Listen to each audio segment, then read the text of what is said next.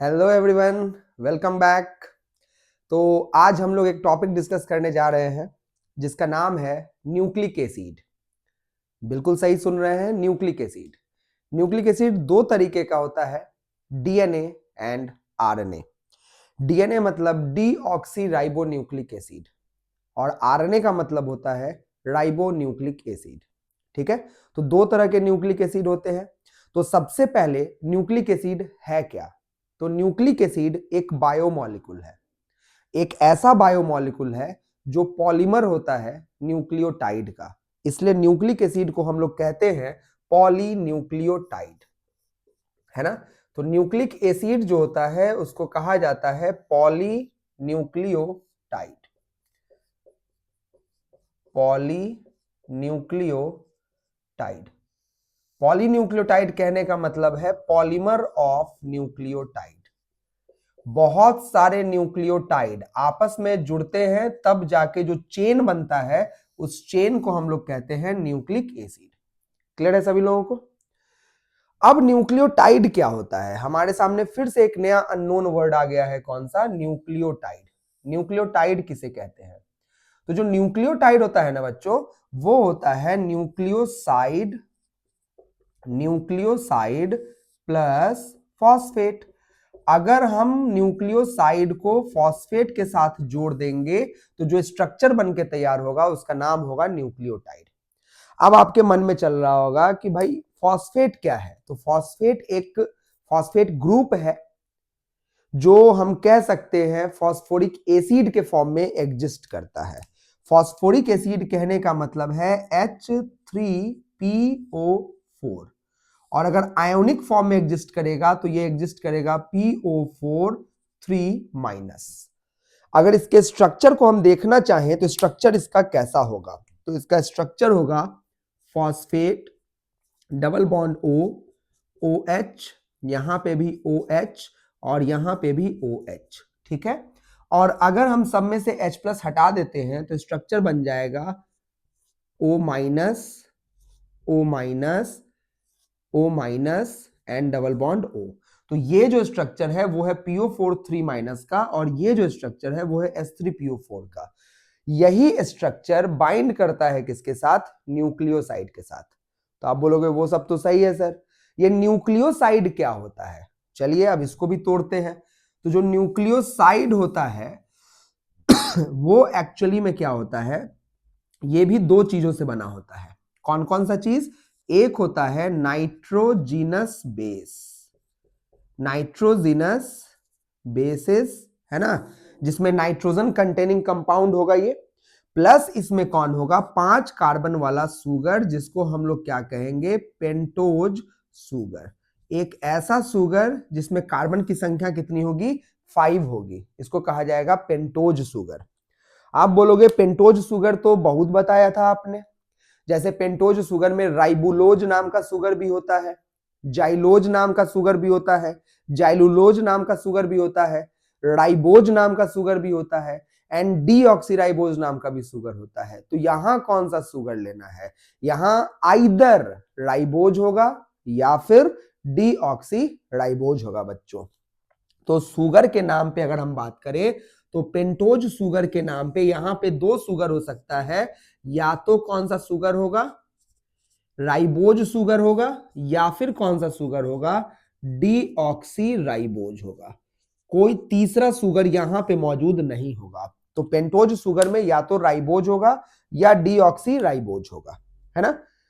अब इन दोनों का स्ट्रक्चर भी हम लोग बना के देखेंगे कि क्या डिफरेंस है इन दोनों के स्ट्रक्चर में, लेकिन उसके पहले नाइट्रोजिनस बेसेस कौन कौन से होंगे? तो अगर हम नाइट्रोजिनस बेसेस की बात करें ना, तो ये बेसेस जो होते हैं ये दो फॉर्म में एग्जिस्ट करते हैं। या तो ये सब्स्टिट्यूटेड प्यूरीन होता है, या तो ये सब्स्टिट्यूटेड पायरेमिडीन होता है। तो एग्जिस्ट इन टू फॉर्म। सबका स्ट्रक्चर अभी आपको दिखाया जाएगा। Exist in two form, either substituted pyrimidine, या तो ये सब्स्टिट्यूटेड पायरिमिडीन होगा, है ना, या फिर ये कौन होगा, सब्स्टिट्यूटेड प्यूरीन होगा, सब्स्टिट्यूटेड प्यूरीन होगा। ठीक है, चलिए पैरामिडीन में कौन कौन सा होगा, अगर ये सब्स्टिट्यूटेड पैरामिडीन होगा तो इसमें तीन नाम आने वाले हैं, कौन कौन से, या तो यहां पे होगा साइटोसिन, साइटोसिन होगा, या फिर ये कौन होगा, यूरासिल होगा, या फिर ये कौन होगा, थाइमीन होगा। तो सब्स्टिट्यूटेड पैरामिडीन तीन प्रकार के होते हैं, या तो साइटोसिन, या तो यूरासिल, या तो थाइमीन। और जो सब्स्टिट्यूटेड प्यूरीन होता है ये दो प्रकार का होता है, या फिर ये कौन होगा, एडेनिन होगा, या फिर ये कौन होगा, गुआनिन होगा। तो देखो मोटा मोटी अभी सारा नाम आपके सामने आ चुका है, बस सबका स्ट्रक्चर दिखाना बाकी है। तो आप देखिए, अगर आपसे अब कोई पूछेगा व्हाट इज न्यूक्लिक एसिड, तो आप कहेंगे कि न्यूक्लिक एसिड जो होता है वो पॉलीन्यूक्लियोटाइड होता है, मतलब पॉलीमर ऑफ न्यूक्लियोटाइड होता है। पॉलीमर तो आपको समझ में आता ही है, जब बहुत सारे यूनिट्स ऑफ न्यूक्लियोटाइड आपस में जुड़ के चेन बनाते हैं तो उसको हम लोग पॉलीमर कहते हैं। अब चलो न्यूक्लियोटाइड क्या होता है, तो न्यूक्लियोसाइड के साथ अगर फॉस्फेट जुड़ता है तो स्ट्रक्चर को हम लोग क्या कहते हैं, न्यूक्लियोटाइड। अब फॉस्फेट तो ये स्ट्रक्चर हो गया भाई साहब, तो बचा कौन, न्यूक्लियोसाइड। न्यूक्लियोसाइड में कितने रूप एग्जिस्ट करते हैं, दो फॉर्म, एक होता है नाइट्रोजनस बेस और दूसरा होता है पेंटोज सुगर। पेंटोज सुगर या तो राइबोज होगा या फिर डीऑक्सीराइबोज होगा। और नाइट्रोजनस बेस की अगर बात की जाए तो वो या तो सब्स्टिट्यूटेड फॉर्म ऑफ पायरेमिडीन होगा या फिर सब्स्टिट्यूटेड फॉर्म ऑफ प्यूरीन होगा। इन्हीं पांच में से कोई एक होगा, साइटोसिन, नहीं तो यूरासिल, नहीं तो थाइमिन, नहीं तो एडेनिन, नहीं तो गुआनिन। तो चलिए पहले इंडिविजुअली सबके स्ट्रक्चर्स को समझने का प्रयास करते हैं कि आखिरकार है क्या ये चीज। तो फॉस्फेट आप लोगों को क्लियर हो चुका है। चलो अब हम लोग यहां पे देखने का कोशिश करते हैं कि भाई राइबोज सुगर और डीऑक्सीराइबोज सुगर में क्या फर्क है ना। तो राइबोज सुगर और डीऑक्सीराइबोज सुगर की अगर बात की जाए, है ना, तो यहां पे राइबोज सुगर जो होता है, राइबोज सुगर जो होता है उसका केमिकल फॉर्मूला होता है C5H10O5, है ना। यहां पे 5 कार्बन वाला सुगर है इसलिए इसका नाम रखा गया है पेंटोज सुगर। तो दिख रहा है 5 कार्बन है, इसमें एक अल्डिहाइड ग्रुप होता है और ये रिंग के फॉर्म में कुछ ऐसे सजा हुआ होता है, कार्बन कार्बन कार्बन कार्बन, और ये रहा, यहां ये फर्स्ट कार्बन है, ये फोर्थ कार्बन है, ये थर्ड कार्बन है, ये सेकेंड कार्बन है। फोर्थ कार्बन के साथ यहां पे पांचवा कार्बन जुड़ा होगा CH2OH के रूप में यहां, और यहां फोर्थ कार्बन पे जुड़ा होगा H, यहां पे जुड़ा होगा आपको OH और H, यहां पे आपको जुड़ा होगा OH और H। और ये कार्बन 1 जो होता है ना वो अल्डिहाइड ग्रुप कैरी करता है। अगर इसका लीनियर चेन बनाया जाएगा तो उसमें कार्बन 1 पे कौन सा ग्रुप होता है, अल्डिहाइड ग्रुप होता है, जो हम लीनियर बना के आपको दिखा देते हैं। तो लीनियर में चूंकि अल्डिहाइड ग्रुप वहां पे पाया जाता है, जिस वजह से कार्बन 1 जो होता है पोजीशन, वो कैसा पोजीशन होता है, रिड्यूसिंग इन नेचर होता है। क्योंकि यहां अल्डिहाइड ग्रुप फ्री होता है इसलिए इस कैसा नेचर का होता है, रिड्यूसिंग इन नेचर होता है। देखो ऐसा होगा CHO COH H COH H COH H और CH2OH, है ना, 5 कार्बन। अब रिंग कैसे बना है, तो ये कार्बन 1 जो है वो इसके साथ जो है वो क्या बनाया है, रिंग बनाया है, तो रिंग बन के तैयार है। अब यहां OH चूंकि ऊपर की तरफ लगा हुआ है और H नीचे की तरफ लगा हुआ है, इसलिए इस प्रकार के राइबोज को हम लोग कौन सा राइबोज कहते हैं, बीटा राइबोज, बीटा राइबोज। ठीक है, इसका अल्फा फॉर्म भी बन सकता था, अगर हम OH नीचे लिखते और H ऊपर लिखते तो फॉर्म कौन सा बनता, अल्फा। लेकिन बच्चों DNA और RNA में जो पेंटोज सुगर होता है वो हमेशा कौन से फॉर्म में एग्जिस्ट करता है, बीटा फॉर्म में। तो चलो ये फिलहाल स्ट्रक्चर रहा किसका, राइबोज सुगर का। अब आपके मन में चल रहा होगा कि आपने ये स्ट्रक्चर ऐसे कैसे बना दिया, तो इसके लिए आपको बायोमोलिक्यूल्स पढ़ना पड़ेगा। और बायोमोलिक्यूल्स में जो तरीका है ग्लूकोज का हमने रिंग बना के दिखा रखा है, तो वो रिंग को अगर आप स्टडी करेंगे तो आपको समझ में आएगा। चूंकि अभी हमारा टॉपिक न्यूक्लिक एसिड के डायरेक्शन में जा रहा है तो उधर की तरफ नहीं जा रहे हैं, लेकिन अगर आपको सीखना है तो इसी चैनल पे मोनोसेक्राइड वाला जो वीडियो है उसको आप देख सकते हैं। उसमें आपको तरीका दिखाया गया है कि आखिरकार ये ओपन चेन रिंग के फॉर्म में कैसे डेवलप करता है। क्लियर है? चलिए, तो ये बीटा फॉर्म ऑफ राइबोज होता है। अब आप बोलोगे कि डीऑक्सीराइबोज भी तो आपने बोला था। हाँ बिल्कुल बोला था। तो डीऑक्सीराइबोज में क्या दिक्कत होने वाला है? तो कुछ नहीं बच्चों, एक ऑक्सीजन कम हो जाएगा। जो डीऑक्सीराइबोज होगा उसमें सिंपली क्या होगा, इसकी तुलना में एक ऑक्सीजन कम हो जाएगा। डीऑक्सीराइबोज सुगर, केमिकल फॉर्मूला क्या हो जाएगा इसका? C5H10O5 नहीं होगा, O4 होगा। एक ऑक्सीजन की क्या हो जाएगी? कमी। अब सवाल उठता है कौन से पोजीशन पे ऑक्सीजन कम होगा। देखिए, पहले कॉपी पेस्ट करते हैं उसको। ये रहा कार्बन 4, ये रहा कार्बन 1, ये रहा कार्बन 3, ये रहा कार्बन 2, और यहां पे ऊपर की तरफ कौन होगा? OH, और यहां रहेगा H, कार्बन 1। ये रहा कार्बन 3, यहां पे कौन रहेगा? OH, और ये रहा H। यहां पे रहेगा CH2OH, कार्बन नंबर 5 है, ये कार्बन नंबर 4 है, और यहां कौन रहेगा? H। तो बाकी सब तो एज इट इज हम कॉपी कर दिए, कोई स्कोप ही नहीं है O हटाने का। किसको छोड़ के? कार्बन 2। बिल्कुल, कार्बन 2 पे जो होता है ना, यहां पे आप देख सकते हो कार्बन 2 पे कौन जुड़ा हुआ है? OH जुड़ा हुआ है। लेकिन यहां कार्बन 2 पे OH नहीं होगा, H होगा। तो एक ऑक्सीजन की कमी हुई कि नहीं हुई? बिल्कुल हुई। कौन से कार्बन पे ऑक्सीजन डेफिशिएंट है? कार्बन 2 पे है। तो इसको कई बार ना, कई जगहों पे ये लिखा रहता है 2-डीऑक्सीराइबोज।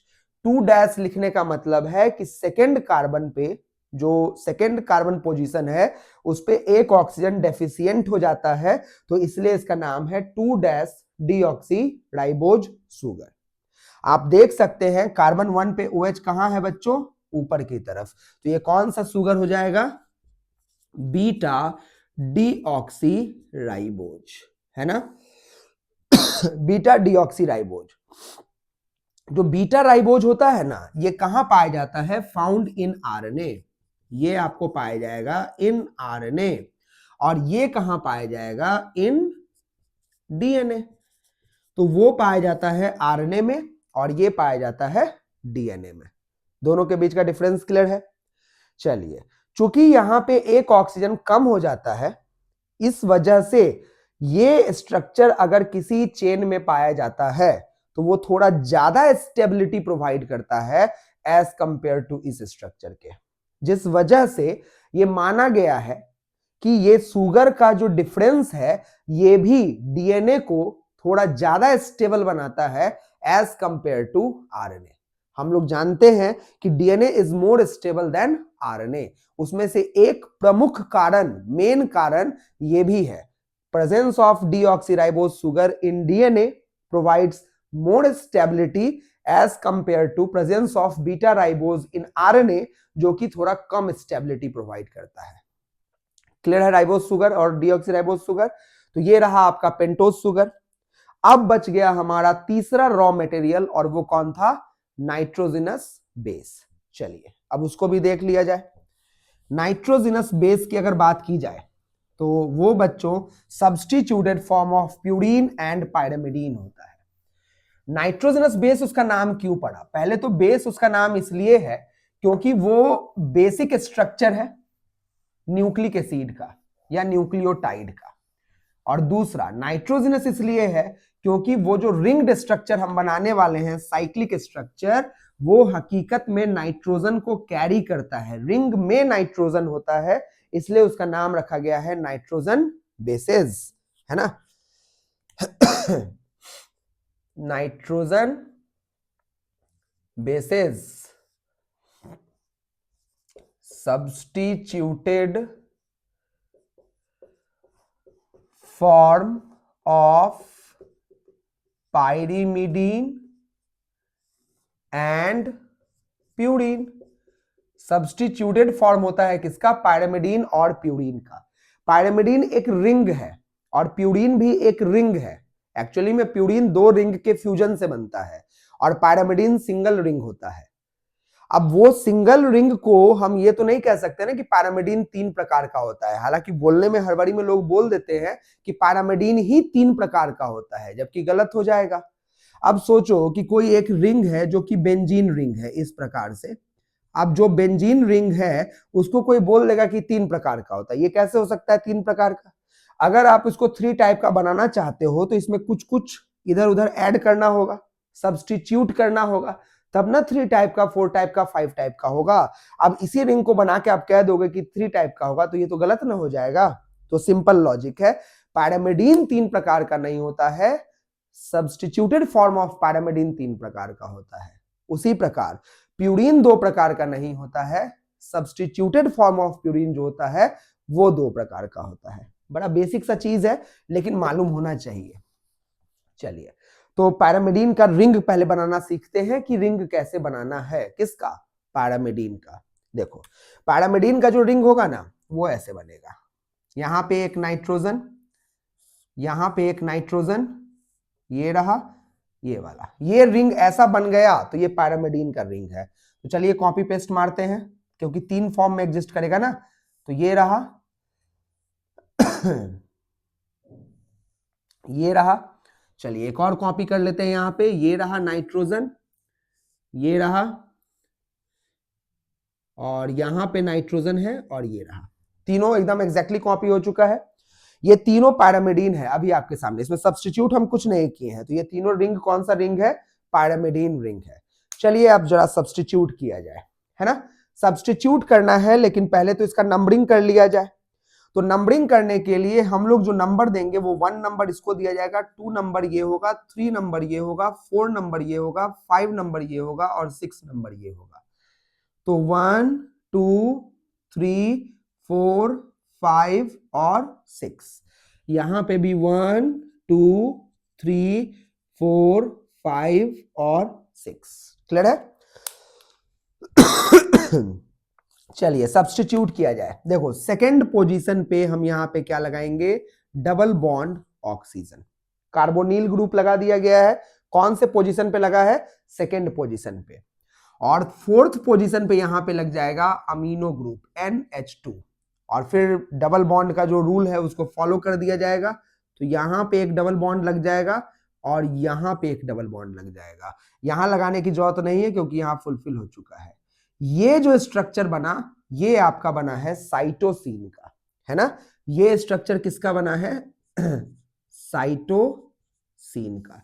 तो आप देख सकते हैं साइटोसिन में सेकेंड पोजीशन पे कार्बोनिल है कि नहीं है? बिल्कुल है। और फोर्थ पोजीशन पे अमीनो है कि नहीं है? बिल्कुल है। तो हम इसको नाम लिख सकते हैं ना, 2 कार्बोनिल 4 अमीनो पैरामिडीन।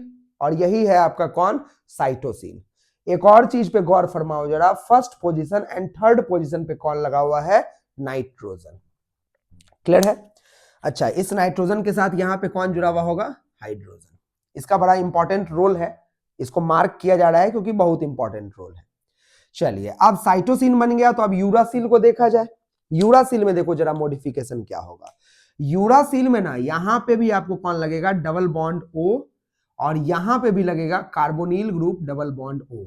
तो अब यहां डबल बॉन्ड और यहां डबल बॉन्ड देने की जरूरत नहीं है, तो सिर्फ एक डबल बॉन्ड यहां पे मौजूद रहेगा। और यहां जैसा कि मैंने बताया इस हाइड्रोजन का बहुत बड़ा रोल आने वाला है, इसलिए इसको मार्क कर दिया जा रहा है। इस पोजीशन का बहुत बड़ा रोल आने वाला है। ठीक है, तो ये स्ट्रक्चर जो आपका बन के तैयार हो रहा है ये कौन सा स्ट्रक्चर है? यूरासिल, है ना। ये स्ट्रक्चर है यूरासिल। इसमें दोनों पोजीशन पे कौन जुड़ा है? कार्बोनिल। तो एक बड़ा कमाल की बात आपको दिख रही होगी, जो चेंज करना है वो सेकंड और फोर्थ पे ही करना है। जो चेंज करना है वो सेकंड और फोर्थ पे ही करना है। तो इधर भी वही चीज है, कॉपी पेस्ट मारिए। अब यहां चलिए चेंज करते हैं। यहां पे भी हम सेकंड पोजीशन पे क्या लगा देंगे? O, और यहां पे भी हम फोर्थ पोजीशन पे क्या लगा देंगे? O, और यहां हम डबल बॉन्ड पूरा कर देंगे और यहां पे कौन लग जाएगा? हाइड्रोजन। तो आप बोलोगे तो यूरासिल बना दिए आप, क्योंकि एग्जैक्टली कॉपी कर दिए। लेकिन नहीं बच्चों, थोड़ा सा ट्विस्ट है यहां पे। देखो यहां कॉर्नर पे अगर कुछ नहीं लिखा होता है तो वो उसका मतलब कार्बन है। तो देखो जरा, ये कार्बन का 2 बॉन्ड इधर है, 1 बॉन्ड इधर है, और एक यहाँ कौन जुड़ा रहता होगा, हाइड्रोजन, तब ना 4 बॉन्ड पूरा होगा। इस कार्बन का, यहाँ वाले कार्बन का 2 बॉन्ड इधर बन गया, 1 बॉन्ड इधर बन गया, तो एक और बॉन्ड है, इसका मतलब इधर हाइड्रोजन जुड़ा रहता होगा। यहाँ पे कुछ नहीं लिखा हुआ है, इसका मतलब हाइड्रोजन पक्की बात है यहाँ जुड़ा हुआ रहता होगा।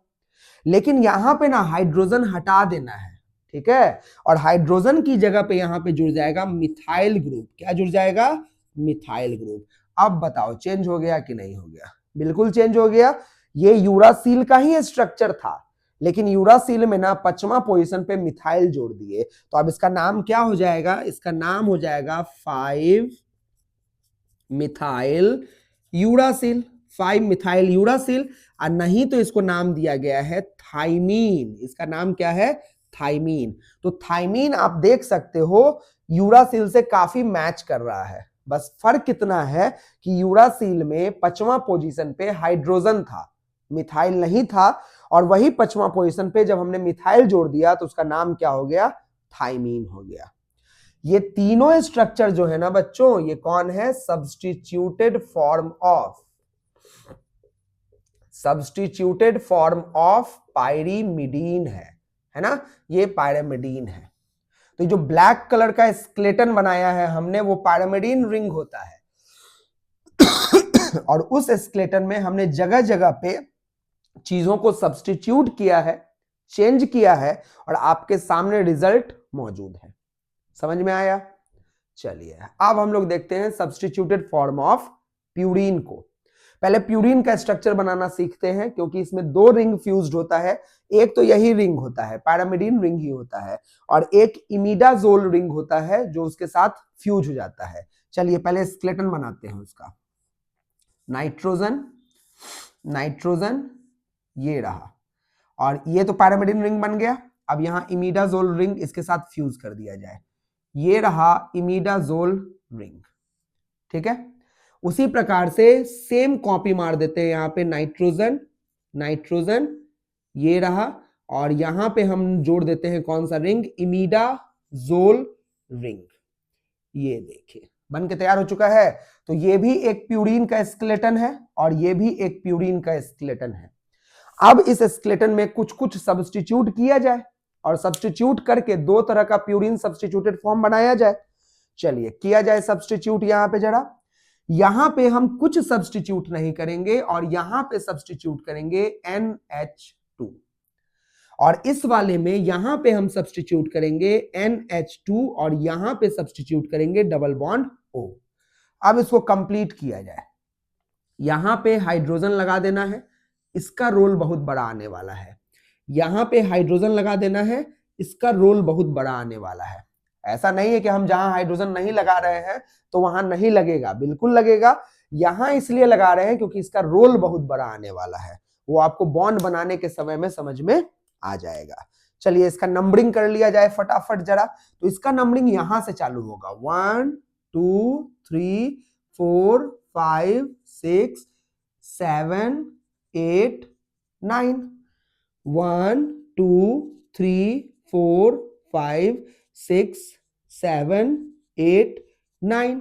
अभी भी बहुत जगह पे बॉन्ड फुलफिल नहीं हुआ है, तो उन जगहों पे डबल बॉन्ड लगा दिया जाए। तो यहां पे डबल बॉन्ड लग जाएगा, यहां पे डबल बॉन्ड लग जाएगा, यहां पे डबल बॉन्ड लग जाएगा। सेम कहानी यहां पे डबल बॉन्ड लग जाएगा, यहां पे डबल बॉन्ड, लेकिन यहां नहीं लगेगा।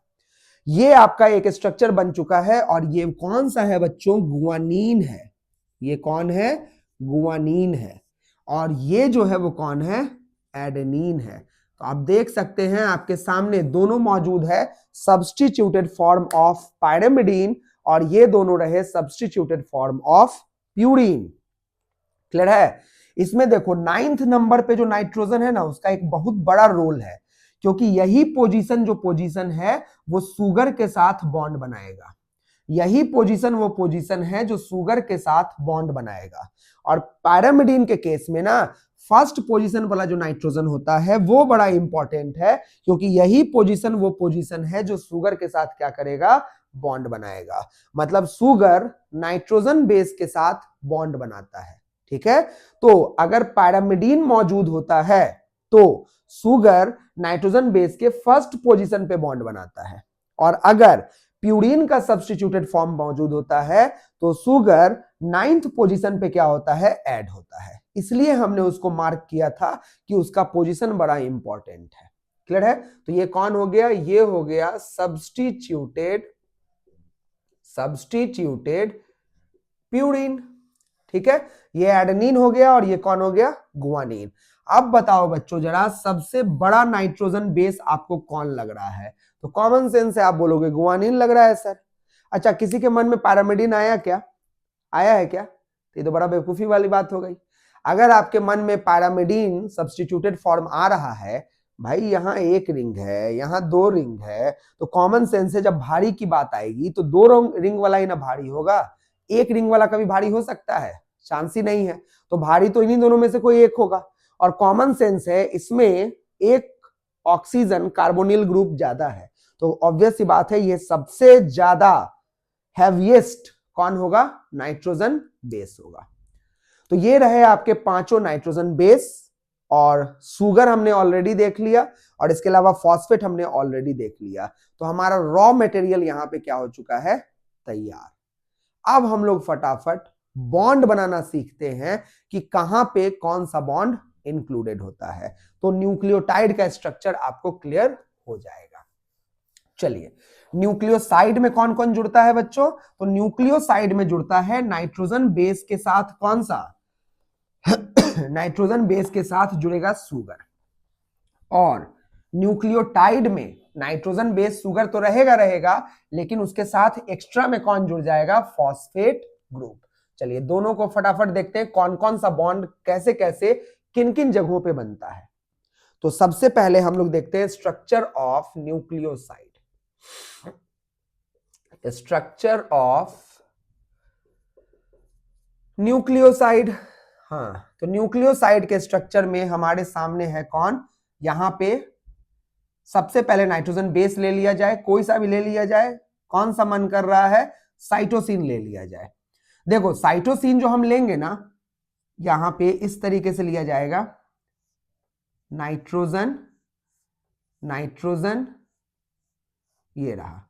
और साइटोसिन में यहां पे डबल बॉन्ड O लग जाएगा, यहां पे NH2 लग जाएगा, यहां एक डबल बॉन्ड होगा, यहां एक डबल बॉन्ड होगा और यहां एक हाइड्रोजन होगा। ठीक है, एक तो ये होता है। अगर हम इसके साथ सुगर को जोड़ते हैं तो सुगर यहां हम लिख लेते हैं। अब सुगर को अगर जोड़ा जाएगा तो कौन सा सुगर लिया जाए, तो चूंकि डीएनए आगे हमको प्रोसीड करना है तो डीऑक्सीराइबोज सुगर ले लिया जाए। तो डीऑक्सीराइबोज सुगर में ऑक्सीजन, कार्बन, कार्बन, कार्बन और कार्बन, ये रहा। इसको कार्बन 4, 3, 2, 1, 1 पे ऊपर कौन रहता है, OH और यहां पे H। डीऑक्सीराइबोज है, यहां पे O नहीं होगा, यहां पे क्या होगा, अगर मान लो राइबोज सुगर होगा तो OH होगा, और नहीं डीऑक्सीराइबोज सुगर होगा तो कौन होगा, H होगा। दोनों ही लिख दिया मैंने। और यहां पे हाइड्रोजन यहां पे OH है और H है, यहां पे कौन होगा, CH2OH पांचवा वाला और एक रहा हाइड्रोजन। ठीक है, अब देखिए बॉन्ड कैसे बनेगा। यहां पे ये जो 1 वाला है ना, ये इसका हाइड्रोजन जो होगा वो इसके OH के साथ यहां पे वाटर के फॉर्मेशन में इन्वॉल्व होगा और यहां से क्या निकल जाएगा, 1 मॉलिक्यूल ऑफ वाटर। अब 1 मॉलिक्यूल ऑफ वाटर अगर निकल जाएगा तो फिर बताइए स्ट्रक्चर कैसा दिखेगा।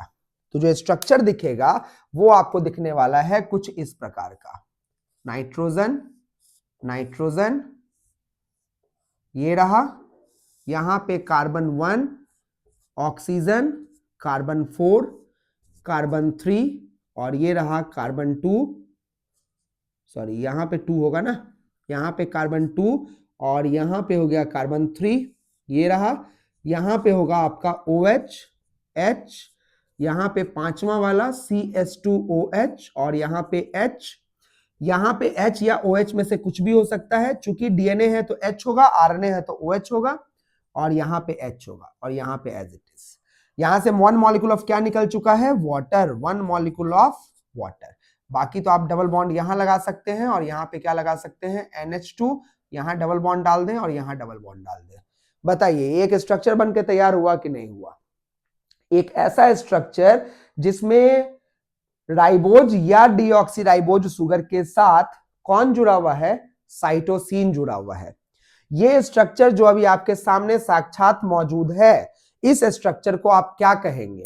यही स्ट्रक्चर है बच्चों न्यूक्लियोसाइड। इसको आप क्या कहेंगे? न्यूक्लियोसाइड, है ना। ये स्ट्रक्चर का नाम होगा न्यूक्लियोसाइड। क्लियर है? तो ये न्यूक्लियोसाइड हो गया। चलो समझ में आ गया। लेकिन इसका कुछ तो नाम दो। न्यूक्लियोसाइड तो फिर वैसे तो 5 प्रकार का न्यूक्लियोसाइड हो जाएगा, और 5 क्या 10 तरह का हो जाएगा। देखो 2 तरह का तो साफ साफ दिख रहा है। अगर हम OH हटा देंगे तो H के साथ वाला मतलब राइबोज शुगर के साथ एक जो बनेगा वो एक अलग होगा, और डीऑक्सीराइबोज शुगर के साथ जो बनेगा वो एक अलग होगा। और ऐसे हमारे पास 5 नाइट्रोजन बेस है, तो 5 दूना 10, तो 10 तो सीधा सीधी दिख रहा है। तो नाम क्या रखा जाए इसका, है ना? नाम क्या रखा जाए? तो नाम इसका रखा जाएगा, चूंकि साइटोसिन है और राइबोज या डीऑक्सीराइबोज शुगर है, तो इसका नाम होगा साइटिडीन। और अगर डीऑक्सीराइबोज होता तो बस नाम क्या गया, डीऑक्सी लगा देना है, तो नाम होता डीऑक्सीसाइटिडीन। तो अगर राइबोज शुगर होगा तो सिंपल बोलना साइटिडीन, और अगर डीऑक्सीराइबोज होगा तो बोल देना डीऑक्सीसाइटिडीन। डीऑक्सी शुगर होगा ना तो अपने साथ एक पूछ लेके चलता है डीऑक्सी का, हालांकि यहाँ पूछ नहीं है सर है, प्रीफिक्स लगता है, तो प्रीफिक्स वहां लग जाएगा कौन सा? डीऑक्सी। तो आप यहां पे बोल सकते हैं डीऑक्सीसाइटिडीन, या आप बोल सकते हैं साइटिडीन। समझ में आ ही गया होगा। अगर राइबोज शुगर होगा तो स्ट्रक्चर का नाम क्या पड़ेगा? साइटिडीन। और अगर डीऑक्सीराइबोज शुगर होगा तो स्ट्रक्चर का नाम क्या होगा? डीऑक्सीसाइटिडीन। क्लियर है? कितने मॉलिक्यूल ऑफ वाटर रिलीज हो रहे हैं? 1 मॉलिक्यूल ऑफ वाटर रिलीज हो रहे हैं। तो बताइए जो नया नया ताजा ताजा बॉन्ड बना है, ये कैसा बॉन्ड है? ये बॉन्ड पानी निकाल के बना है, पानी रिलीज करके बना है, तो इस बॉन्ड को कहेंगे डिहाइड्रेटिंग बॉन्ड। मतलब एक ऐसा बॉन्ड जो डिहाइड्रेट करता है तब बनता है, यानी कि वाटर रिलीज करने के बाद बनता है। इस बॉन्ड को हम कहते हैं, कौन सा बॉन्ड कहा जाएगा बच्चों? ये बॉन्ड कहलाएगा ग्लाइकोसिडिक लिंकेज। क्या कहलाएगा? Glycosidic linkage. लेकिन ये एक तरफ तो शुगर है और एक तरफ नाइट्रोजन बेस है, और भी नाइट्रोजन के साथ जुड़ा हुआ है, तो उस लिंकेज के आगे में N लग जाएगा, तो नाम क्या होगा? N glycosidic linkage. क्या नाम होगा? N glycosidic linkage. तो बताइए न्यूक्लियोसाइड का स्ट्रक्चर आप सभी लोगों को समझ में आया कि नहीं आया? ये स्ट्रक्चर किसका था? न्यूक्लियोसाइड का। आप बोलोगे हाँ समझ में तो आ गया, लेकिन न्यूक्लियोटाइड ना पढ़ना है मेनली। तो न्यूक्लियोटाइड में क्या होगा बच्चों? तो न्यूक्लियोटाइड में एक फॉस्फेट जोड़ देना है। तो देखो नाइट्रोजन बेस के साथ अब कोई स्कोप नहीं है फॉस्फेट के जुड़ने का, तो फॉस्फेट कभी भी नाइट्रोजन बेस के साथ नहीं जुड़ता है। ये शुगर ही ना सारा खेल खेलता है। अब सोचो ना, शुगर मीठा चीज होता है, तो जहां मीठा होता है वहीं ना मक्खी भनभनाती है। तो अब 2 मक्खियां हैं, एक मक्खी नाइट्रोजन बेस है और दूसरा मक्खी फॉस्फेट है, तो कहां भनभनाएगा? शुगर के इर्द गिर्द भनवाएगा। तो ये रहा शुगर, तो एक इधर जुड़ जाता है, एक इधर जुड़ जाता है, दोनों मक्खी जुड़ जाता है और भनभनाते रहता है अराउंड द शुगर। तो यहां से आपको याद रहेगा कि कभी भी फॉस्फेट को नाइट्रोजन बेस के साथ नहीं जोड़ने का। किसके साथ जुड़ेगा? शुगर के साथ। जब मीठा है तो उसके साथ जुड़ जाएगा। सेम कहानी नाइट्रोजन बेस को भी किसके साथ जोड़ने का? शुगर के साथ जोड़ने का। तो कौन कहां जुड़ेगा फॉस्फेट? शुगर के साथ। चलिए, तो अब हम न्यूक्लियोसाइड का स्ट्रक्चर रहने देते हैं और इसी में आपको जोड़ के दिखाते हैं किस तरीके से वो शुगर के साथ जुड़ने जा रहा है। ठीक है, तो ये तो हमारा न्यूक्लियोसाइड अभी बोर्ड पे अवेलेबल है जो आपको दिख रहा है। अब हमें इसके साथ क्या जोड़ना है? फॉस्फेट जोड़ना है। अब सवाल उठता है फॉस्फेट कहां जुड़ेगा? हमारे पास 2 कार्बन पोजीशन है, 2 जगह पे OH फ्री है। अगर राइबोज शुगर होता तो एक OH यहां फ्री होता, आप देख लो। अगर राइबोज शुगर होता तो एक OH यहां फ्री होता, एक OH यहां फ्री होता और एक OH यहां फ्री होता। राइबोज शुगर के केस में 3 जगह पे OH फ्री होता। लेकिन डीऑक्सीराइबोज शुगर के केस में OH दो ही जगहों पे फ्री होता, एक यहां पे और एक यहां पे। तो प्रायोरिटी हम लोग डीऑक्सीराइबोज को लेके चलते हैं, क्योंकि भविष्य में हमको डीएनए ही पढ़ना है, तो उसी को लेके चलते हैं। तो कुल मिला के दो जगह पे OH अवेलेबल है। अब सवाल उठता है कि OH दो जगह पे अवेलेबल है, लेकिन फॉस्फेट तो एक आने वाला है पहले, तो वो फॉस्फेट कहां जुड़ेगा, कार्बन नंबर 5 के OH के साथ या कार्बन नंबर 3 के OH के साथ। तो आप देखो कार्बन नंबर 5 ना रिंग का पार्ट नहीं है, ये रिंग है। कार्बन 3 देखो रिंग का पार्ट है, और कार्बन 5 जो है ना वो रिंग के बाहर निकला हुआ है।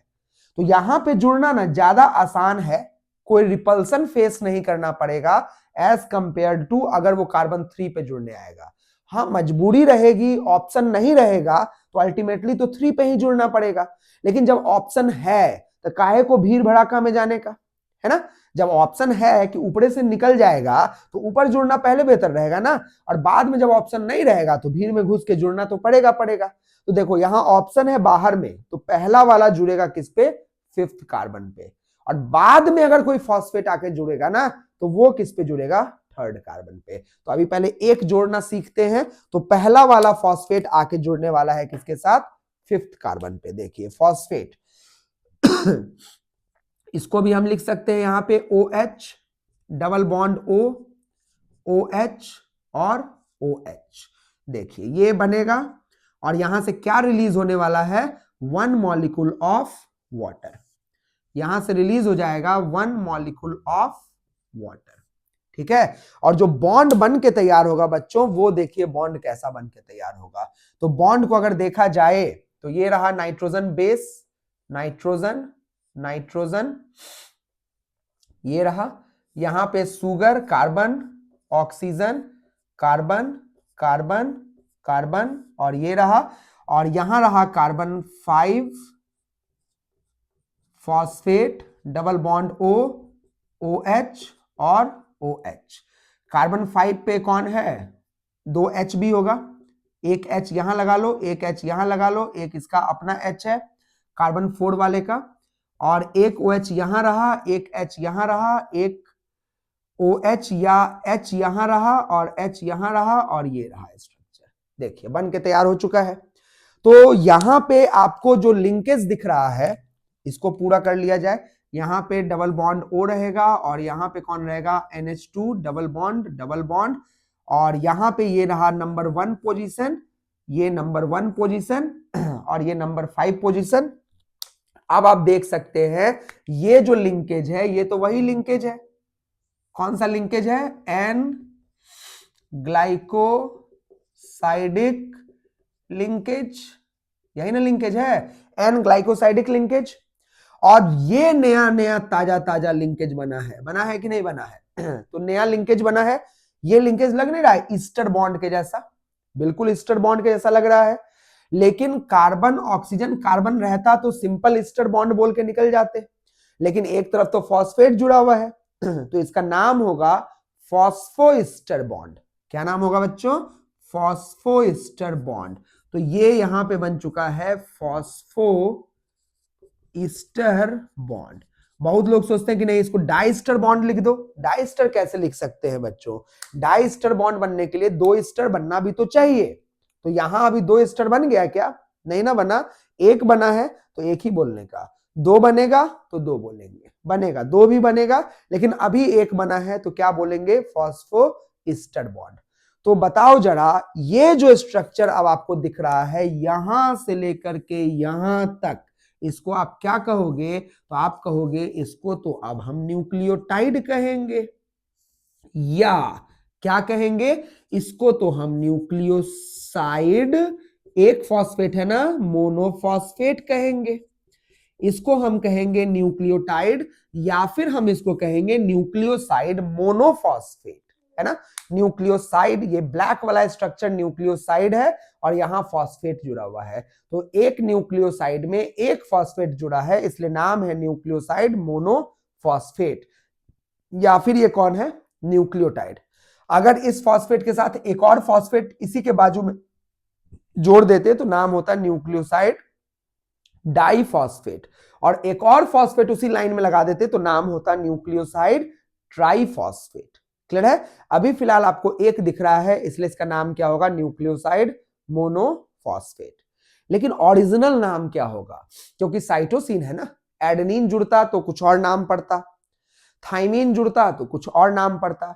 चूंकि साइटोसिन जुड़ा हुआ है तो नाम तो कुछ होगा इसका स्पेशल, बिल्कुल होगा नाम स्पेशल। साइटोसिन जुड़ा है तो नाम होगा साइटिडाइलिक एसिड। अगर ये H रहता तो नाम होता साइटिडाइलिक एसिड, लेकिन अगर राइबोज सुगर होता, सॉरी H रहता तो डीऑक्सीराइबोज सुगर है, डीऑक्सी है तो प्रीफिक्स में क्या लग जाएगा? Deoxy cytidylic acid. लेकिन अगर OH होता, राइबोज सुगर होता, तो इसका नाम सिंपली क्या पड़ जाता? Cytidylic acid. मतलब अगर इस स्ट्रक्चर में राइबोज होता तो नाम होता साइटिडाइलिक एसिड, और इस स्ट्रक्चर में अगर डीऑक्सीराइबोज सुगर होता तो नाम होता डीऑक्सी साइटिडाइलिक एसिड। तो बताइए स्ट्रक्चर ऑफ न्यूक्लियोटाइड भी आपको क्लियर हुआ कि नहीं हुआ?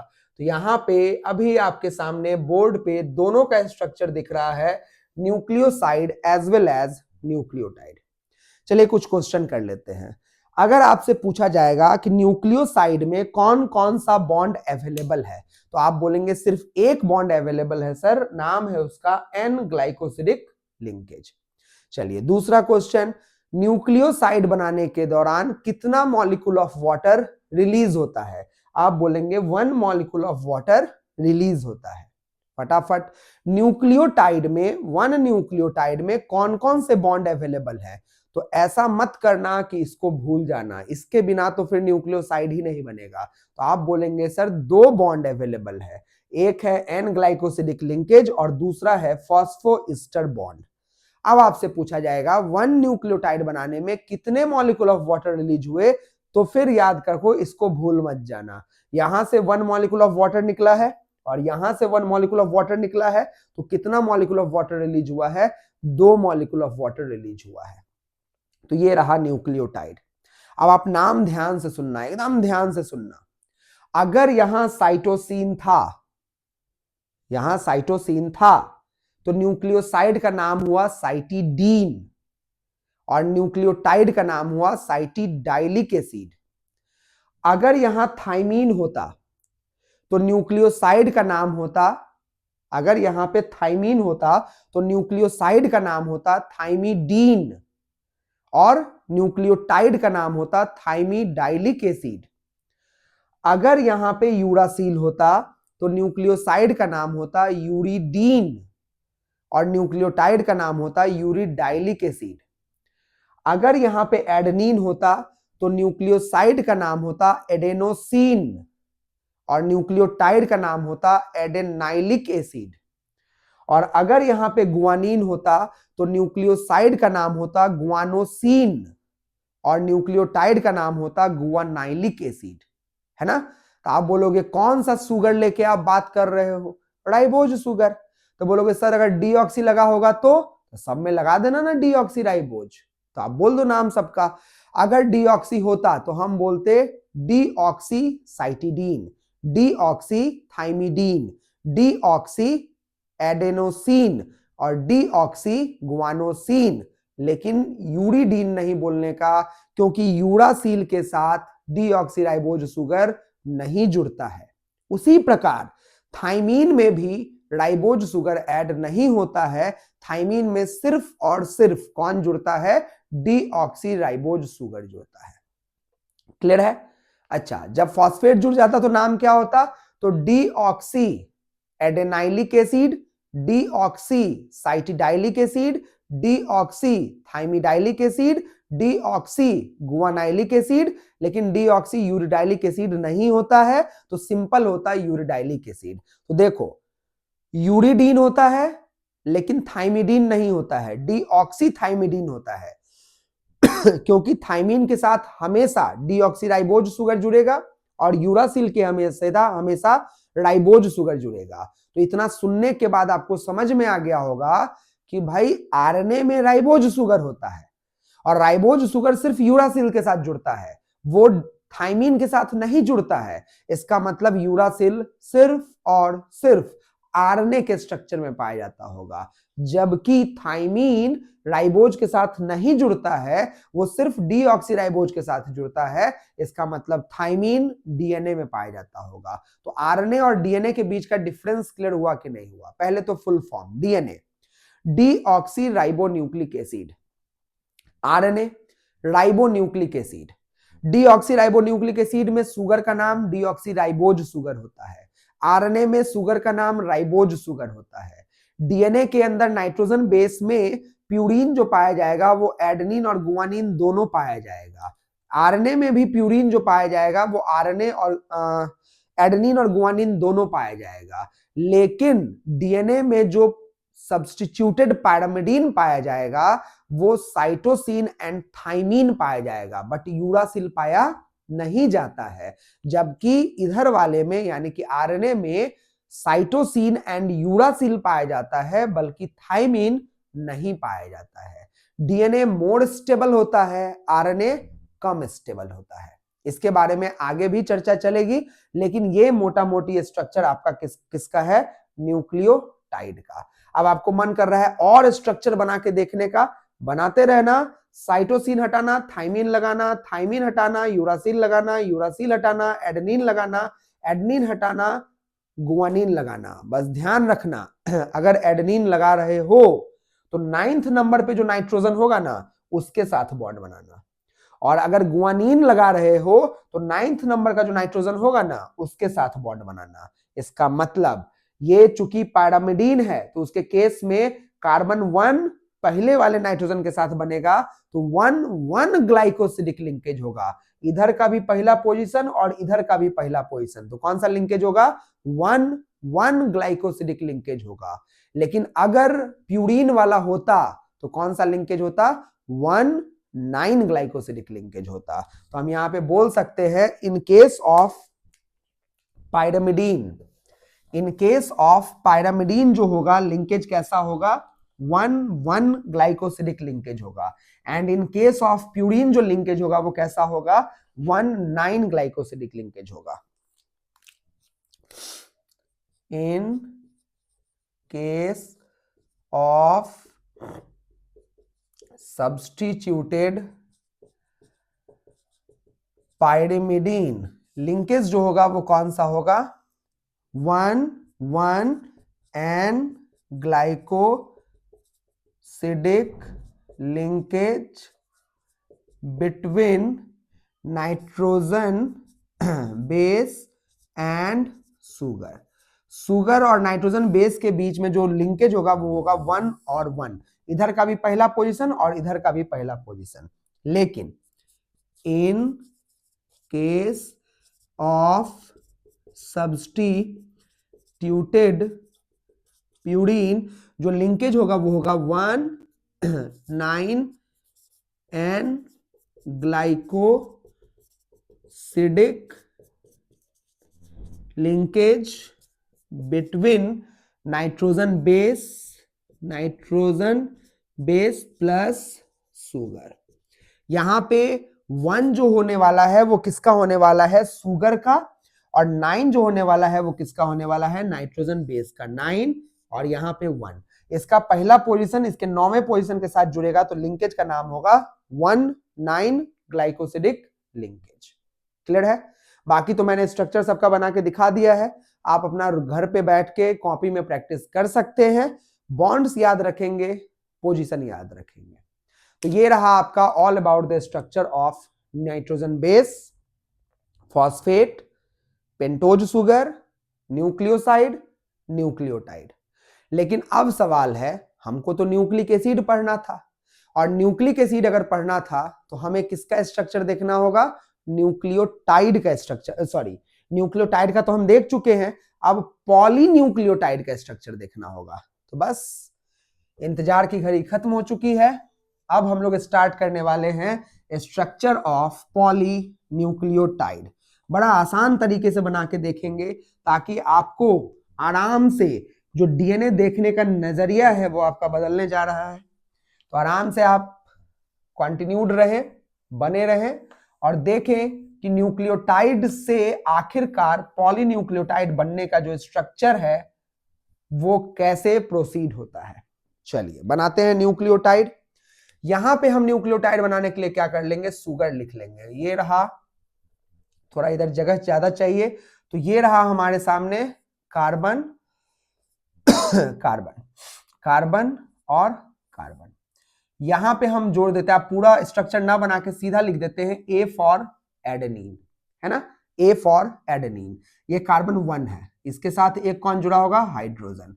कार्बन 1 वो 2, ये हो जाएगा H और H। अब हम डीऑक्सीराइबोज सुगर ही रख रहे हैं बच्चों, तो आप घबराने की जरूरत नहीं है। यहाँ पे कार्बन 3 OH और H हो गया, ये कार्बन 4 हो गया, ये कार्बन 5 हो गया, एक हाइड्रोजन इसका यहाँ, एक हाइड्रोजन इसका यहाँ।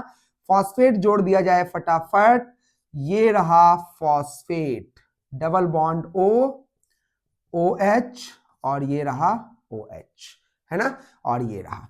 बताइए एक न्यूक्लियोटाइड आपके सामने मौजूद है कि नहीं है, दिख रहा है। देखो एडेनिन जुड़ा है ना, अगर यहां पे एडेनिन जुड़ा है, अगर यहां पे एडेनिन जुड़ा है तो बताओ एडेनिन का कौन सा नंबर का नाइट्रोजन होगा, 9वां नंबर का नाइट्रोजन होगा। और इसका कौन सा नंबर का कार्बन है, पहला नंबर का कार्बन है। तो लिंकेज जो होगा वो 1,9 ग्लाइकोसिडिक लिंकेज होगा। चलो जुड़ गया अपना।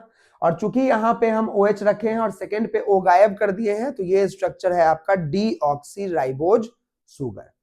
और यहां पे कौन जुड़ा हुआ है, फॉस्फेट। यही स्ट्रक्चर है आपका एक न्यूक्लियोटाइड का। लेकिन अब हमको एक न्यूक्लियोटाइड से नहीं ना काम चलेगा, हमको एक और न्यूक्लियोटाइड इसके साथ जोड़ना है। और अगर एक जोड़ना सीख गए ना, तो फिर तुम 1000 जोड़ो ना, क्या फर्क पड़ता है, वैसे ही जोड़ लोगे, है ना। पहला तो सीखना पड़ता है हमको, तो चलो सीखते हैं फटाफट। तो एक और इसके नीचे हम बनाते हैं ताकि जोड़ना तो सीखें। चलिए बनाते हैं, यहां पे हम रख लेंगे oxygen, carbon carbon carbon carbon, ये रहा। यहां आप जोड़ दो गुआनिन। ऐसा कुछ नहीं है कि यहां एडेनिन है तो यहां कुछ और होना चाहिए था, नहीं, गुआनिन भी हो सकता है, साइटोसिन भी हो सकता है, एडेनिन भी हो सकता है, थाइमिन भी हो सकता है, बस यूरासिल नहीं, यूरासिल नहीं, क्योंकि सुगर कौन सा है, डीऑक्सीराइबोज सुगर, तो यूरासिल नहीं। बाकी कुछ भी ATGC कुछ भी जो लिखना है लिखिए, कोई फर्क नहीं पड़ेगा। चलिए यहां पे है हाइड्रोजन, यहां पे हाइड्रोजन, यहां पे हाइड्रोजन, यहां पे ऑक्सीजन OH मतलब सॉरी, और यहां पे ये रहा कार्बन 5, यहां पे H है, यहां पे H है, यहां पे OH है, और ये H रहा, ये रहा, ये कार्बन 4, ये कार्बन 3, ये कार्बन 2 और ये कार्बन 1। ये एक न्यूक्लियोटाइड बनने जा रहा है, अभी बना नहीं है, अभी बना नहीं है, फॉस्फेट जुड़ा नहीं है, तो ये एक न्यूक्लियोटाइड बनने जा रहा है। लेकिन ये एक न्यूक्लियोटाइड बना हुआ है। अब ये एक न्यूक्लियोटाइड बना हुआ है और उसके साथ दूसरे न्यूक्लियोटाइड को जोड़ने का प्रयास हम करने जा रहे हैं, लेकिन कैसे जोड़े, कैसे, किस प्रकार से जोड़े। तो चलो सुगर हम काफी बड़ा बड़ा स्ट्रक्चर बना दे रहे हैं बच्चों, उसको थोड़ा सिंप्लीफाई करते हैं, समझने का प्रयास करते हैं। तो सुगर को हम S लिख सकते हैं कि नहीं लिख सकते हैं, S for sugar, S for sugar, S for sugar, S for sugar, S for sugar, है ना। अब देखो जरा, इस सुगर में कार्बन 1 ऊपर की तरफ हम लिख रहे हैं, तो कार्बन 1 का पोजीशन यहां होता होगा। अच्छा, जिधर 1 होता है उसके ठीक उल्टी तरफ, ऊपर की तरफ ही 5वां होता है कि नहीं होता है। और जिधर 1 है उसके उल्टी तरफ देखो तीसरा नंबर नीचे की तरफ है, तो आप लिख सकते हो ना 5वां पोजीशन यहां होगा और तीसरा पोजीशन यहां होगा।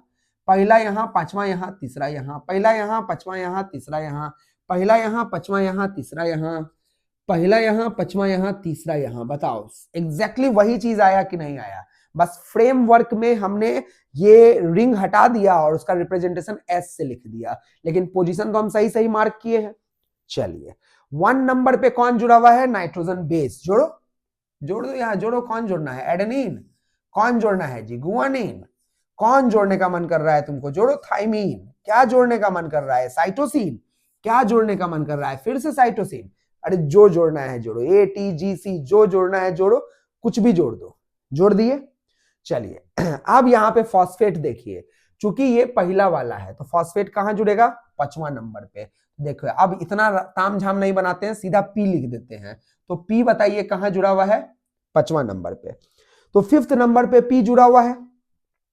अब इसको इसके साथ हमको जोड़ना है, तब ना चेन बनेगा जी। ये एक है, ये एक है, ये एक है, ये एक है, ये एक है, ये सब आपस में चेन कब बनेगा? जब ये हाथ बढ़ाएगा और ये भी हाथ बढ़ाएगा, ये दोनों साहब आपस में जुड़ जाएगा, तभी ना चेन बनेगा। तो चेन बनाने के लिए इनको आपस में जोड़ना पड़ेगा। लेकिन सवाल उठता है, आपस में जोड़ना होगा तो क्या नाइट्रोजन बेस से आपस में जुड़ेगा?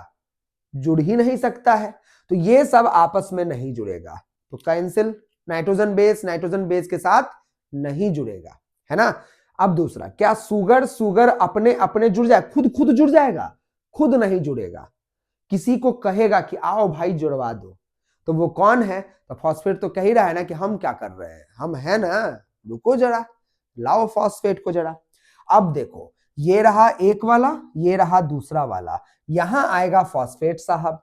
अब फॉस्फेट साहब को ऊपर वाले के साथ भी जुड़ना है, और उसी फॉस्फेट, दूसरा फॉस्फेट नहीं, दूसरा ले आइएगा, तब तो फिर दो आदमी दो हाथ पकड़ रहा है, तो क्या फायदा? एक ही से दोनों हाथ पकड़वाओ ना, एक ही से दोनों को जुड़वाओ, तो एक ही फॉस्फेट इसके साथ भी बॉन्ड बनाएगा और वही फॉस्फेट इसके साथ भी बॉन्ड बनाएगा। तो अब समझना, अगर वही फॉस्फेट इसके साथ बॉन्ड बनाएगा, इसमें कहां OH है बताओ तो जरा? है क्या 4th पे?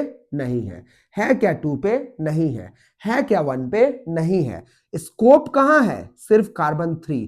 अब तो भीड़ में घुसना ही ना पड़ेगा, यहां भीड़ नहीं था तो पहले तो ये मजा ले लिया, लेकिन अब जो OH है, जो समान है, जिसके साथ वो बॉन्ड बनाने वाला है, वो तो भीड़ में है, तो अब तो मजबूरी है, तो भीड़ में तो जाना ही पड़ेगा। यानी कि पहले वाले न्यूक्लियोटाइड का, ये पहला न्यूक्लियोटाइड है, पहले वाले न्यूक्लियोटाइड का देखिए तो कार्बन 3 पहले इन्वॉल्व होगा या दूसरे वाले का ही इन्वॉल्व हो जाएगा? तो आप कहोगे पहले, क्योंकि जो पहले से मौजूद है उन अगला को कहेगा आओ मेरे पास, कि अगले कहेगा कि तुम पहला को लेके भाग जाएगा, ऐसा तो होगा नहीं। तो जो पहले से मौजूद है उसके साथ ना अगला आके जुड़ेगा। देखो पहले से कौन मौजूद है? ये वाला, इसका कौन सा कार्बन फ्री है? 3 वाला, तो फॉस्फेट पहले किस पे जुड़ेगा? 3 पे, और अगले के किस पे जुड़ेगा? 5 पे। काहे को भीड़ में जाने का? जब भीड़ के बाहर जुगाड़ है तो भीड़ में क्यों जाने का? हाँ, जब भीड़ के बाहर वाला जुगाड़ खत्म हो गया तो भीड़ में जाना पड़ेगा, लेकिन अभी भीड़ के बाहर का जुगाड़ है, तो क्या भीड़ में जाना है? नहीं जाना है, लेकिन इस वाले में तो भीड़ में जाना पड़ेगा। तो देखिए फॉस्फेट जो आएगा, वो फॉस्फेट यहां पे हम आपको बना के दिखाते हैं। ये फॉस्फेट जो होगा, इसका एक OH इसके साथ जुड़ेगा, एक OH इसके साथ जुड़ेगा, डबल बॉन्ड O और एक OH एज इट इज रहेगा। तो देखिए यहां पे जो बॉन्ड बनने वाला है वो वाटर मॉलिक्यूल यहां से बताइए रिलीज होगा कि नहीं होगा?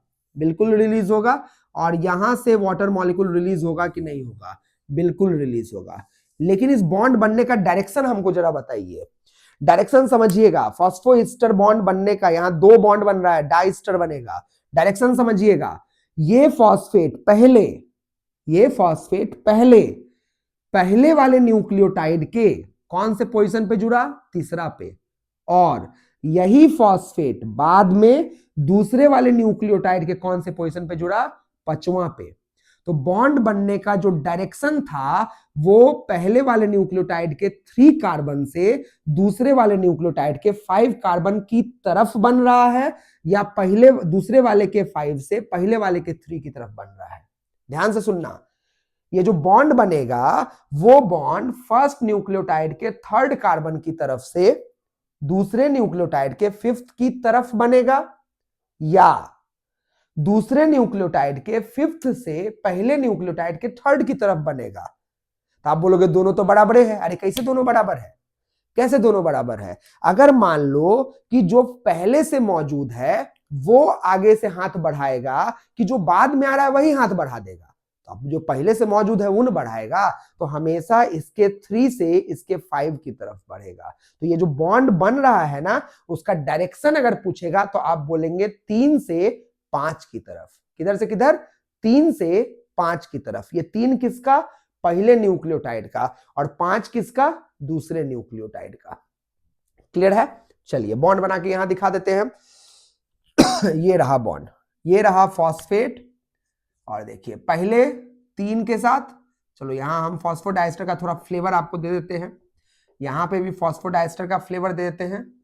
ये रहा ईस्टर बॉन्ड, ये देखिए पहला और दूसरे वाले के साथ कितना ईस्टर बॉन्ड बना है जी बच्चों, 2 ईस्टर बॉन्ड बना है। तो क्या बोलोगे, डाई ईस्टर बॉन्ड। 2 ईस्टर बना है ना, तो क्या बोलोगे, di ester bond, phospho di ester bond.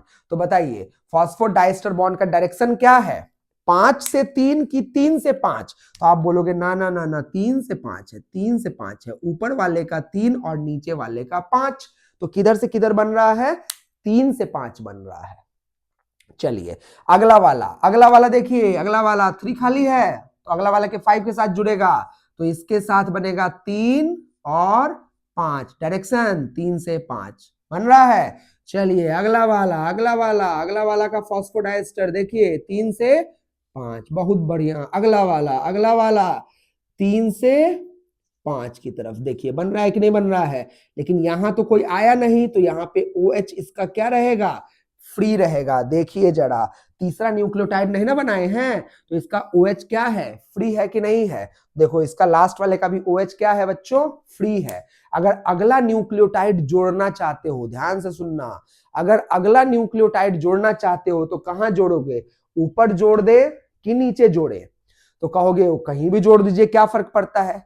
अरे यार ऊपर कहां जोड़ोगे, किसके साथ, इसका तो सब हाथ व्यस्त है, एक हाथ व्यस्त है, दूसरा हाथ व्यस्त है, बीजी है, मतलब बहुत सब यहाँ अंग्रेज होंगे तो हिंदी नहीं समझ में आ रहा होगा, तो बीजी है। तो पहला हैंड बीजी है, दूसरा हैंड बीजी है, तीसरा हैंड बीजी है, चौथा हैंड कहां से पैदा करे, है ही नहीं। तो यहां तो कोई जुगाड़ ही नहीं है। देखिए तो इसका पहला हैंड बीजी है, दूसरा हैंड बीजी है, तीसरा कोई हैंड नहीं, चौथा हैंड फ्री है। अब ये फ्री है तभी ना हाथ बढ़ाएगा। अब इस हाथ से हम एक का हाथ ऐसे पकड़े हुए हैं, कहोगे यही हाथवा से दूसरा को पकड़ लेंगे, कैसे होगा जी। अगर मेरा ये हाथ फ्री होगा तभी तो अगले को जोड़ेंगे।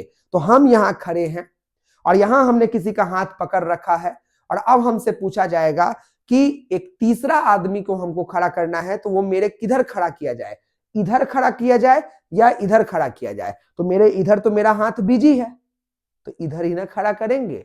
तो बताओ इसका OH इधर फ्री है, तो अगला न्यूक्लियोटाइड किधर जुड़ेगा, नीचे की तरफ कि ऊपर की तरफ। तो आप बोलोगे नीचे की तरफ। और क्यों नीचे की तरफ, तो आप बोलोगे जो सबसे लास्ट वाला न्यूक्लियोटाइड है ना सर, उसका 3rd कार्बन पे जो OH है वो कैसा है, फ्री है। इसलिए हमेशा हमेशा और हमेशा न्यूक्लियोटाइड जो जुड़ेगा वो लास्ट न्यूक्लियोटाइड के 3rd पोजीशन की तरफ जुड़ेगा। किधर की तरफ, 3rd पोजीशन की तरफ। मामला बदलने जा रहा है, आप ध्यान से सुनना। इधर देखो, पहला न्यूक्लियोटाइड का 5वां कार्बन इधर है, दूसरा न्यूक्लियोटाइड का भी 5वां कार्बन इधर है, तीसरा न्यूक्लियोटाइड का कार्बन जो होगा वो भी 5वां कार्बन ऊपर होगा, यानी कि सबका 5वां ऊपर है। यानी कि हम बोल सकते हैं ये 5 डैश डायरेक्शन है। 5 डैश लिखने का मतलब ये है कि हम सुगर जो बना रहे हैं ना, उसमें सुगर में हर सुगर का 5वां कार्बन ऊपर की तरफ लिख रहे हैं। यानी कि वो 5 डैश का मतलब है it marks the position of 5th carbon of sugar. देखो 5वां कार्बन ऊपर है, 5वां कार्बन ऊपर है, 5वां कार्बन ऊपर है, 5वां कार्बन ऊपर है, 5वां कार्बन ऊपर है। यानी कि ये डायरेक्शन जो होगा वो कौन सा डायरेक्शन होगा, 5 डैश। हर सुगर का 5वां कार्बन कहां बनाया गया है, ऊपर बनाया गया है। तो ये कौन सा डैश होगा, 5 डैश। तो तीसरा कार्बन किधर बनाया गया है, नीचे बनाया गया है। तो ये देखिए यहां क्या लिखाएगा, 3 डैश। ये हो गया 5 डैश, तो ये हो गया 3 डैश। तो बताइए 3 डैश कहां लिखाएगा, यहां लिखाएगा। क्लियर है। हम उल्टा भी सुगर बना सकते थे, हम सुगर बना सकते थे ऐसे, पहला यहां, 5वां यहां, तीसरा यहां। तो बताओ इसमें 5 तो नीचे ना लिखा गया, 3 ऊपर लिखा गया, तो इसका 5 डैश नीचे होता और 3 डैश ऊपर होता। लेकिन हमने चूंकि वैसा वाला बनाया है इसलिए उसका 5 डैश कहां होगा, ऊपर। तो what is 5 dash, it marks position of 5th carbon of sugar. और ये क्या मार्क करता है, तो यहां बोल सकते हैं it marks 3rd carbon of sugar.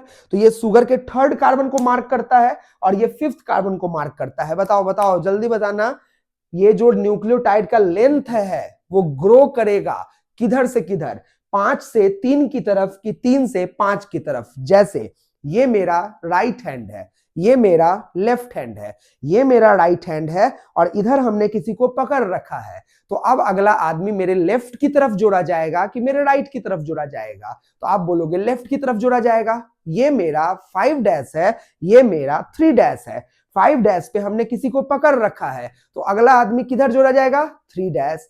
लेकिन वो अगला आदमी का पचवां मेरे तीसरा के साथ जुड़ेगा, या बोलने का तरीका ये भी होगा मेरा तीसरा उसके पचवां के साथ जुड़ेगा। ध्यान से सुनना, ये मेरा राइट हैंड, ये मेरा लेफ्ट हैंड, ये मेरा 5 डैश, ये मेरा 3 डैश। मेरा 5 डैश ऑलरेडी व्यस्त है, तो मेरा कौन फ्री है? 3 डैश। मेरा कौन फ्री है? 3 डैश। तो अगला आदमी जो आएगा वो तो मेरे पास आएगा, हम नहीं जा रहे हैं, हम नहीं जा रहे हैं, अगला आ रहा है तो मेरे पास आएगा। किधर आएगा? 3 की तरफ कि 5 की तरफ? तो ये तो व्यस्त है तो 3 की तरफ, तो इधर आएगा। तो हम कहेंगे अच्छा आए हो, तो हम अपना 3 डैश बढ़ाएंगे। क्या बढ़ाएंगे? 3 वाला बढ़ाएंगे। तो वो अपना 5 वाला बढ़ाएगा, क्योंकि मेरा 5 इधर है तो उसका भी ना 5 इधर ही होगा। तो मेरा 3 उसके 5 के साथ जुड़ेगा। तो बताओ उसका 3 क्या होगा? फ्री होगा। फिर अगले वाले का 3 भी क्या होगा? फ्री होगा। यानी कि सबसे आखिरी वाले का 3 भी क्या होगा? फ्री होगा। सबसे आखिरी वाले का 3 भी क्या होगा? फ्री होगा। तो आखिरी के बाद भी जो अगर किसी को जोड़ोगे तो इधर ही ना जोड़ोगे। तो चेन के इलोंगेट करने का डायरेक्शन बताओ किधर है? 5 से 3 की तरफ कि 3 से 5 की तरफ? तो आप बोलोगे 5 से 3 की तरफ। तो चेन इलोंगेट करता है किधर से? 5 से 3 की तरफ। चेन इलोंगेट करता है 5 से 3 की तरफ। चेन इलोंगेट करता है 5 से 3 की तरफ। तो हमेशा बच्चों डीएनए का चेन जो होगा ना, या आरएनए का चेन जो होगा ना, वो इलोंगेट करेगा, लंबा होगा, बड़ा होगा, ग्रो करेगा। जो बोलना है वो बोलो, लेकिन किधर करेगा? 5 से 3 की तरफ। क्लियर है क्या कंसेप्ट है? क्योंकि 3 वाला हाथ फ्री है, 3 वाला OH फ्री है। इसका मतलब हम बोल सकते हैं कि चूंकि थर्ड कार्बन पे OH फ्री होता है, as OH of third carbon free, so nucleotide will always attach here. ये हमेशा कहां अटैच होगा? यहीं पे अटैच होगा। तो चेन हमेशा किधर से ग्रो करेगा? 5 से 3। समझ में आया? समझ में आया कि नहीं आया? फटाफट कमेंट करते चलना। तो ये क्लियर हो चुका है। लेकिन लेकिन लेकिन फॉस्फोडाइस्टर बॉन्ड भी तो बना है, फॉस्फोडाइस्टर बॉन्ड भी बना है। और ये फॉस्फोडाइस्टर बॉन्ड जो यहां बना है, ये कुछ अलग ही कहानी बता रहा है। फॉस्फोडाइस्टर बॉन्ड जो बना है वो मेरा 3 और अगले वाले का 5, यानी कि वो हाथ नहीं बढ़ाएगा, हम मौजूद हैं पहले से, तो हम हाथ बढ़ाएंगे तो मेरा 3 और उसका 5। तो फॉस्फोडाइस्टर बनने का डायरेक्शन देखो 3 से किधर है? 5। देखो चेन इलोंगेट कर रहा है 5 से 3, लेकिन फॉस्फोडाइस्टर बॉन्ड बन रहा है किधर से किधर? 3 से 5। 3 से 5। तो बताइए ये स्ट्रक्चर जो रहा वो किसका स्ट्रक्चर रहा? Poly nucleotide. 1 nucleotide, 2 nucleotide, 3 nucleotide, 4 nucleotide, 5 nucleotide, 1000 nucleotide. जोड़ते जाओ। तो जो 1000 न्यूक्लियोटाइड होगा उसका कौन सा कार्बन फ्री होगा? थर्ड वाला। तो 1000 के बाद जो 1 जुड़ेगा वो कहां जुड़ेगा? थर्ड की तरफ। तो चेन इलोंगेट करेगा 5 से 3, लेकिन 1000 वाले का 3 कहेगा आओ आओ। तो 1000 वाले का 3 और 1001 वाले का 5। तो बॉन्ड बनने का डायरेक्शन होगा 3 से 5। तो फॉस्फोडाइस्टर बॉन्ड बनने का अगर आपसे डायरेक्शन पूछेगा तो क्या बोलेंगे? 3 से 5। लेकिन चेन इलोंगेट करने का डायरेक्शन पूछेगा तो क्या बोलेंगे? 5 से 3। अब बताइए किसी को इसमें कोई संदेह, कोई दिक्कत, या सभी को क्लियर है? अगर अभी भी कोई दिक्कत है तो पक्का कमेंट में आप लिखिएगा, उसको और दूसरे तरीके से हम कोशिश करेंगे समझाने का, है ना? तो ये जो बॉन्ड बना है इस बॉन्ड का नाम होगा फॉस्फोडाइस्टर बॉन्ड। फॉस्फोडाइस्टर बॉन्ड किधर से किधर बना है? 3 डैश से 5 डैश। इसके बनने का डायरेक्शन जो है वो 3 से 5 की तरफ है, लेकिन चेन इलोंगेट करने का जो डायरेक्शन है वो किधर से किधर है, 5 से 3 की तरफ है। तो हम यहां बोल सकते हैं चेन इलोंगेट्स चेन इलोंगेट्स इन 5 डैश से 3 डैश। क्यों? क्योंकि ये रीजन तुम सुना देना, क्योंकि OH ऑफ थर्ड कार्बन जो होता है वो ऑलवेज फ्री होता है कौन से पोजीशन पे, थर्ड वाले पोजीशन पे, इसलिए नया वाला न्यूक्लियोटाइड हमेशा उधर ही जुड़ेगा। तो बताओ ये रहा आपका किसका, one strand of nucleic acid. एक ही ना चेन बना है जी, ये 2 चेन थोड़ी बन गया, एक ही चेन बना। अब तुम इसमें अगर राइबोज शुगर लिए हो तो ये एक चेन है आपका किसका, आरएनए का, लेकिन आरएनए हो नहीं सकता है क्योंकि हमने यहां थाइमीन बना दिया है और थाइमीन आरएनए में पाया नहीं जाता है, इसका मतलब ये आरएनए नहीं होगा। तो ये किसका होगा, ये डीएनए ही होगा बाय डिफॉल्ट। 100% क्लियर है, क्लियर है। तो ये तो आपका रहा किसके बारे में, सिंगल चेन। लेकिन भैया डीएनए तो डबल स्ट्रैंडेड होता है, तो क्या डीएनए हमेशा डबल स्ट्रैंडेड होता है? ना ना, डीएनए सिंगल स्ट्रैंडेड भी होता है। लेकिन चूंकि हम अपनी बात कर रहे हैं, ह्यूमन की बात कर रहे हैं, तो हमारे अंदर तो डीएनए भाई डबल स्ट्रैंडेड होता है। ऐसे मोस्ट ऑफ द केसेस में डीएनए डबल स्ट्रैंडेड ही होता है।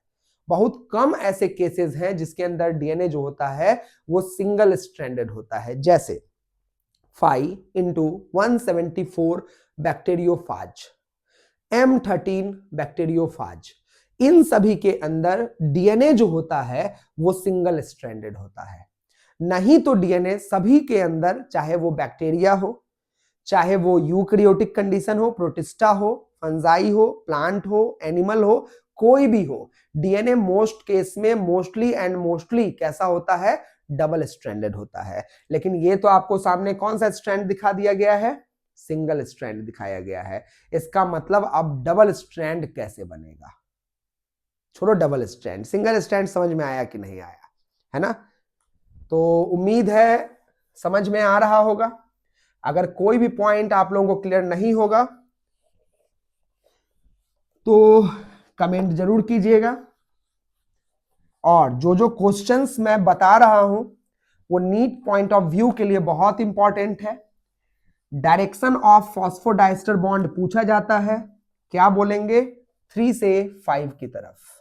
चेन इलोंगेशन जब भी डीएनए का होगा वो किधर से किधर होगा, 5 से 3 की तरफ। क्यों होगा 5 से 3 की तरफ, तो आप बोलेंगे क्योंकि थर्ड कार्बन पे OH जो होता है वो हमेशा फ्री होता है, इसलिए नया न्यूक्लियोटाइड कभी भी 5 डैश की तरफ नहीं जुड़ेगा, वो हमेशा किधर जुड़ेगा, 3 डैश की तरफ जुड़ेगा। क्लियर हो चुका है। चलिए तो अब हम लोग यहां पे स्टार्ट करने जा रहे हैं स्ट्रक्चर ऑफ डीएनए। लेकिन डीएनए को स्टार्ट करने से पहले ये बताओ न्यूक्लिक एसिड अच्छे तरीके से समझ में आया कि नहीं आया। न्यूक्लिक एसिड में कौन कौन से बॉन्ड है ना।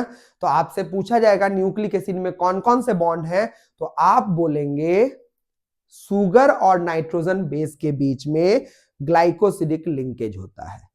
अगर नाइट्रोजन बेस सब्स्टिट्यूटेड पैरामिडीन होगा तो लिंकेज होगा 1,1N ग्लाइकोसिडिक लिंकेज। अगर नाइट्रोजन बेस सब्स्टिट्यूटेड प्यूरीन होगा तो लिंकेज का नाम होगा 1,9N ग्लाइकोसिडिक लिंकेज। अगर यहां पे हम बात करें कि सुगर के साथ ही 5th पोजीशन पे फॉस्फेट जुड़ेगा, 5th पोजीशन पे फॉस्फेट जुड़ेगा, एक फॉस्फेट जुड़ा है, एक ईस्टर बॉन्ड बनेगा, नाम होगा फॉस्फोईस्टर बॉन्ड। लेकिन जब एक न्यूक्लियोटाइड को दूसरे न्यूक्लियोटाइड के साथ जोड़ेंगे तो फर्स्ट न्यूक्लियोटाइड का 3rd कार्बन और सेकेंड न्यूक्लियोटाइड का 5th कार्बन के बीच में एक फॉस्फेट आके जुड़ेगा और एक ही फॉस्फेट फर्स्ट वाले के 3rd के साथ और सेकेंड वाले के 5th के साथ 2 ईस्टर बॉन्ड बनाएगा, तो उसको हम लोग कहेंगे फॉस्फो डाइईस्टर बॉन्ड। चलिए अगर एक न्यूक्लियोटाइड है तो कितने मॉलिक्यूल ऑफ वाटर रिलीज हुए होंगे, 2 मॉलिक्यूल ऑफ वाटर रिलीज हुए होंगे।